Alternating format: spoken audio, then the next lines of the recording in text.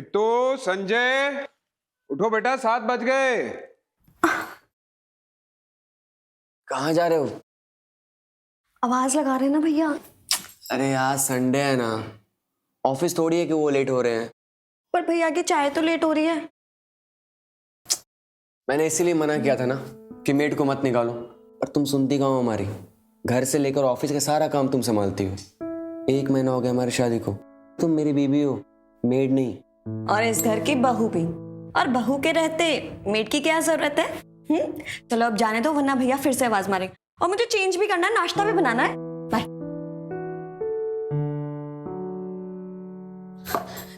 Good morning भैया। Good morning. Sorry वो थोड़ा लेट हो गया, मैं भी फटाफट से चाय बना देती हूँ। कोई बात नहीं बेटा, आज तो संडे है, तुम अपनी मम्मी के घर जा रही हो ना? नहीं भैया, मैं नहीं जा रही, एक्चुअली मम्मी आ रही है शाम को। अच्छा।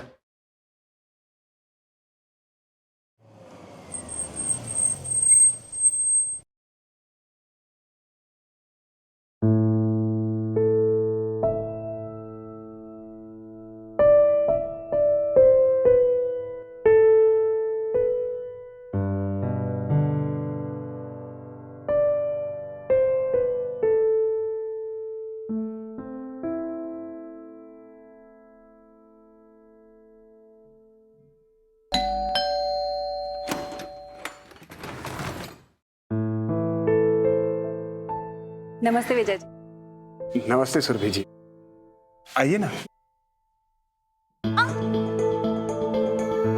सॉरी सॉरी, ये साड़ी भी ना। मम्मी, अरे रितु बेटा, कैसी है तू? मैं बिल्कुल ठीक। अरे बस बस, कैसे हो बेटा? बहुत अच्छा।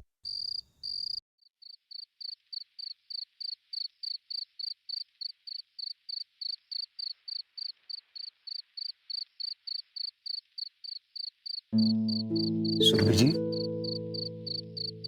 आज आप रितु के पापा को ज्यादा ही याद कर रही थी। रितु के पापा को 17 साल हो गए हुए। लव मैरिज की थी हमने, घर वाले अंगेज थे, फिर भी भागकर शादी की थी। बहुत खुश थे हम लोग। आपको पता है, मैं घर से दूर रहती थी, फिर भी मेरा बहुत ख्याल रखते थे वो। कभी भी उदास नहीं होने दिया उन्होंने मुझे ना उनसे कभी भी कुछ मांगने की जरूरत नहीं पड़ी। पता है क्यों?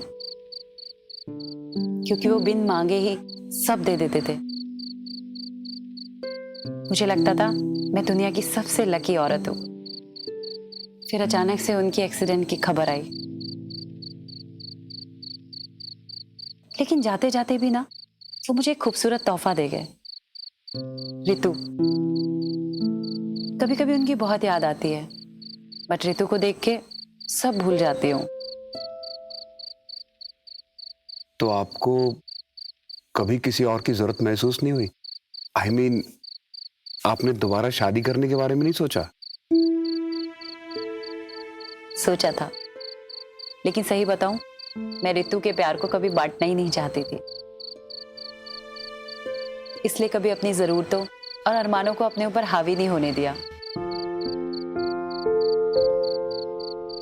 खैर मेरी छोड़िए, अपनी बताइए ना, आपने भी तो कभी शादी नहीं की। Same here. हमारी अरेंज मैरिज थी, लेकिन मेरे और सुधा के बीच ऐसी बॉन्डिंग थी जैसे हम दोनों एक दूसरे को कई जन्मों से जानते हो। उसे पाने के बाद मुझे ऐसे लगा जैसे मुझे सब कुछ मिल गया है। उसका मुस्कुराता हुआ चेहरा देखकर मैं अपने हर दुख, हर दर्द को भूल जाया करता था।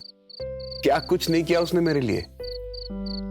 वो मां बनना चाहती थी, लेकिन मुझे ऐसा लगता था कि अगर हमारा अपना बच्चा हो गया तो मेरा और सुधा का प्यार संजय के लिए बढ़ जाएगा। इसलिए मैं अपना बच्चा नहीं चाहता था, और उसने इस बात में मेरा साथ दिया। लाखों में एक थी वो। आज भी ऐसा कोई दिन नहीं जाता जब उसका मुस्कुराता हुआ चेहरा मेरी आंखों के सामने ना आए।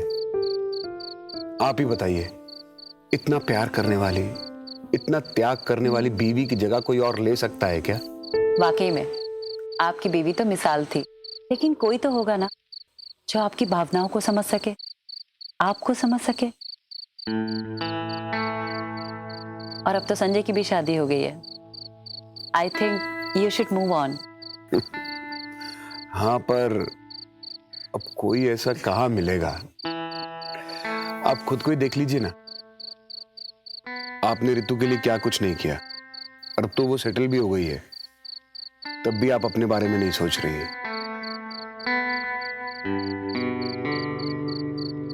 आई थिंक आप सही कह रहे हैं। हम दोनों की कहानी एक जैसी ही है।